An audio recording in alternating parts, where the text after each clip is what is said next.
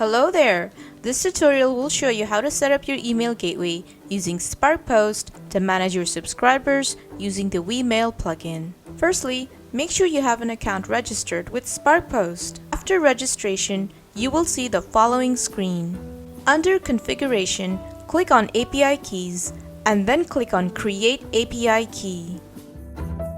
Set your API key name and the permissions, then click on Create API Key. Now copy the API key and go back to your Wemail dashboard, then click on Settings and under Email Sending, click on SparkPost. Now click on Edit Credential and paste the API key and click on Next. Time to verify your domain.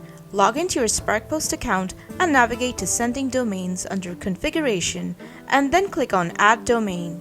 Type your sending domain in the box and then choose your sub-account option for the sending domain. Lastly, click on Add Domain.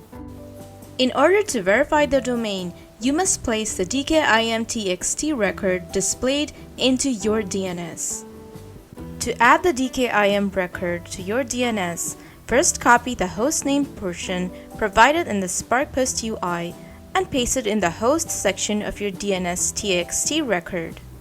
Now copy the value portion provided and paste it in the value section of your DNS.txt record.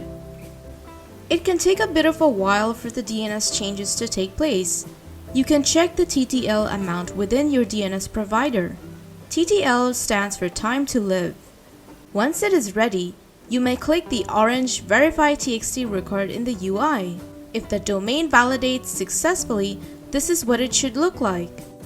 And that is how you can set the gateway for SparkPost. If you want to find out how to set up other gateways, please check out the links in the description box below. That's it for now. Stay tuned!